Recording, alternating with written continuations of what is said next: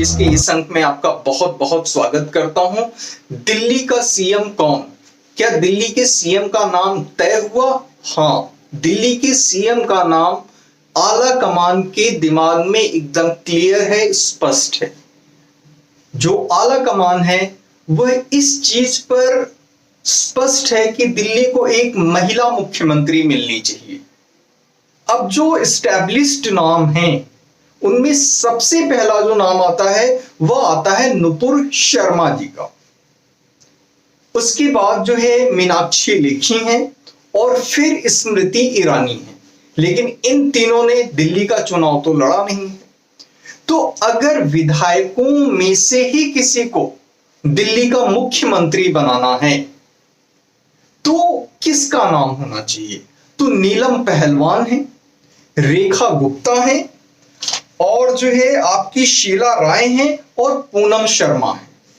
शीला राय, पूनम शर्मा, नीलम पहलवान और रेखा गुप्ता, ये चुन के आई हुई महिला विधायकों में से मेन नाम है। तो इनमें से किसी को बनाया जा सकता है जिसमें से रेखा गुप्ता जो है उनकी वेटेज ज्यादा है। प्रधानमंत्री मोदी जी विदेश दौरे से एक बार लौट के आ जाते हैं तो चीजें ऑफिशियली स्पष्ट कर दी जाएंगी, लेकिन जो आला कमान है उसके मस्तिष्क में स्पष्ट है, लेकिन समीकरण कई देखने होते हैं। क्या समीकरण अभी सामने है? दो समीकरण है। पहला, बिहार का चुनाव होने वाला है और दिल्ली में पूर्वांचल और बिहार के बहुत से लोग रहते हैं। तो अगर जो इस एंगल को जो है साधा जाता है, इस पर बल दिया जाता है, तो नाम क्या होगा?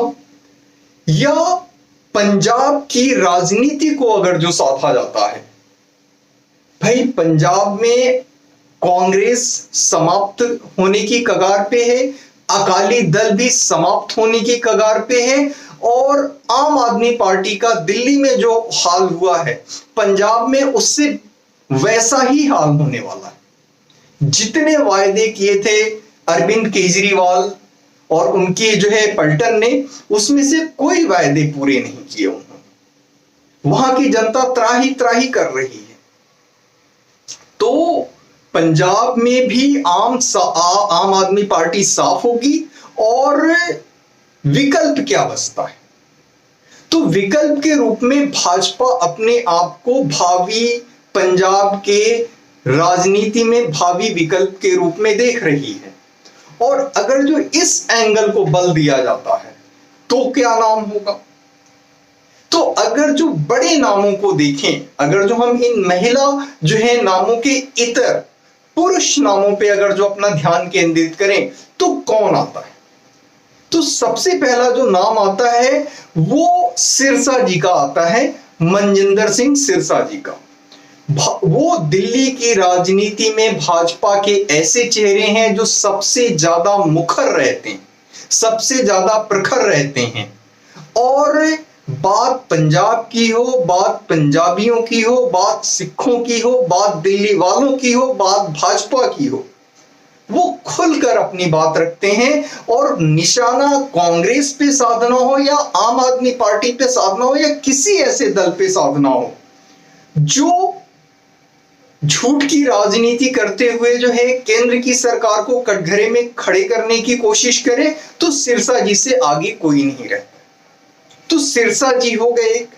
दूसरे सचदेवा जी हो गए जो भाजपा के दिल्ली इकाई के अध्यक्ष भी हैं।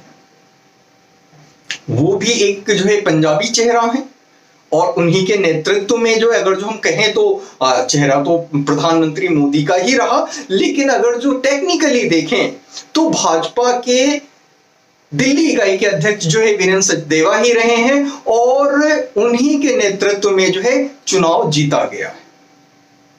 तो उनका भी जो है उनकी भी दावेदारी अच्छी बनती है। और अगर जो पंजाब की राजनीति को साधने वाले एंगल से अगर जो नाम को तलाश करने या नाम को फिक्स करने की अगर जो है सोच है, और उस पे जो है आला कमान चलेगा भाजपा का, तो वीरेंद्र सचदेवा जो है एक बहुत ही मजबूत कंटेंडर हैं। अब वीरेंद्र सचदेवा के अलावा जो है गुप्ता जी हैं, वो भी जब भाजपा के 3 या 8 विधायक थे तो सबसे ज्यादा चर्चाओं में रहने वाले, पार्टी का पक्ष रखने वाले, पार्टी का बचाव करने वाले, कई बार मार्शल से जो है केजरीवाल ने उनको उठवा के सदन से बाहर निकाला, दिल्ली की विधानसभा से, लेकिन वो अपने कर्तव्यों को लेकर के कभी भी विचलित नहीं हुए, कभी डरे नहीं, कभी घबराए नहीं, कभी हार नहीं मानी, लगातार लगे रहे। तो उनका भी नाम जो है बहुत आगे है। और इनके इतर अगर जो कोई नाम देखते हैं तो जैसे मैंने कहा बिहार का भी एक एंगल है, चुनाव होने वाले हैं इसी वर्ष के अंत में, नवंबर में, तो मनोज तिवारी का भी एक नाम है। यूपी और बिहार में जाने माने चेहरे और जो है भोजपुरी फिल्म इंडस्ट्री के जो है जाने माने चेहरे हैं और भाजपा के लगातार जो है इस बार तीसरी बार वो सांसद बने हैं, तो मनोज तिवारी भी होते हैं। लेकिन जहां तक संभव होगा भाजपा जो जीते हुए विधायक हैं उन्हीं में से एक मुख्यमंत्री बनाएगी। पहली कोशिश उसकी यह होगी कि सारे समीकरण सध जाते हैं, सारा कुछ दिमाग में फिक्स हो जाता है कि किस तरीके का जो है नैरेटिव दिल्ली के सामने और देश के सामने रखना है और वो कहां तक चलेगा, कहां तक जो है फलीभूत होगा, महिला मुख्यमंत्री को लेकर के या पुरुष मुख्यमंत्री को लेकर के, बिहार वाले एंगल को साथ के या पंजाब वाले एंगल को साथ के। देखिए भाजपा के पास दिल्ली को लेकर के बहुत बड़े बड़े प्लान हैं।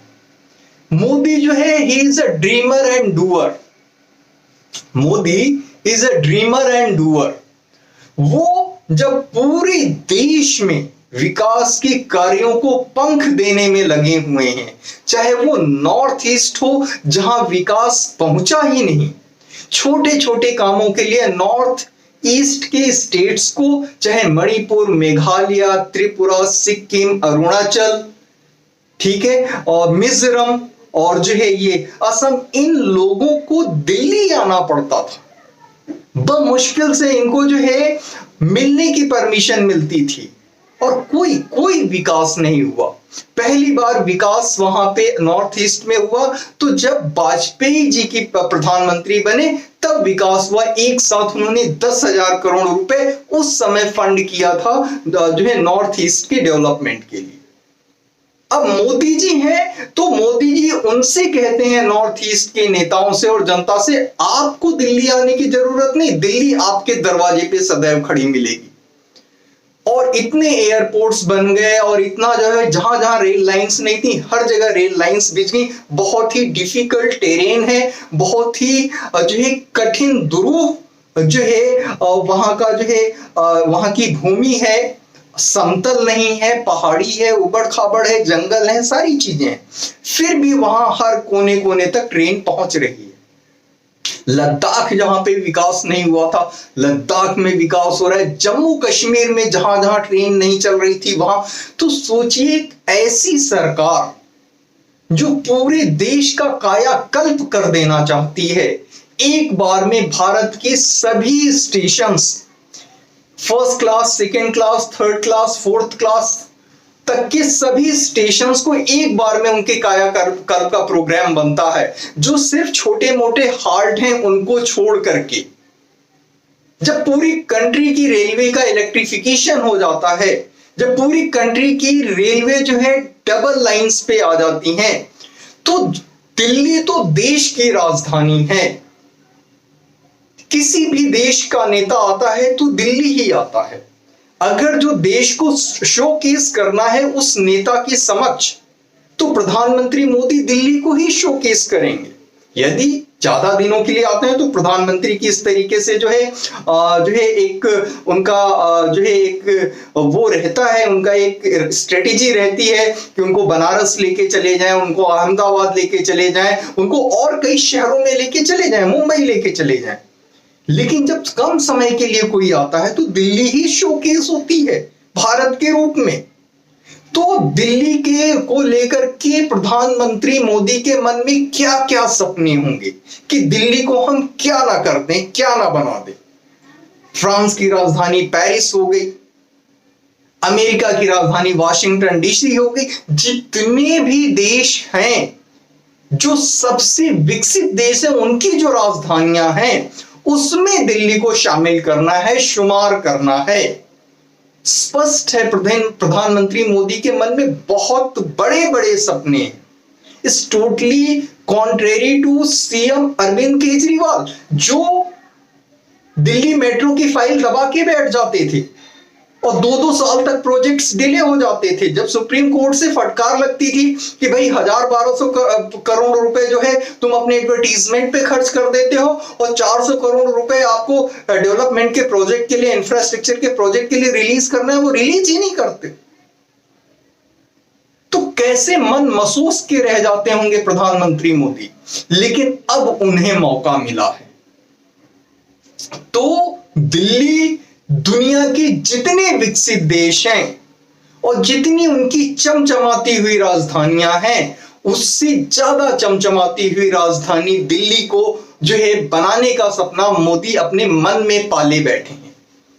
तो राजनीति एक तरफ होगी, जैसा कि मैंने कहा, बिहार के इलेक्शन को साधना और पंजाब की राजनीति को साधना, साथ ही साथ कैंडिडेट जो है उम्मीदवार इतना योग्य हो कि दिल्ली को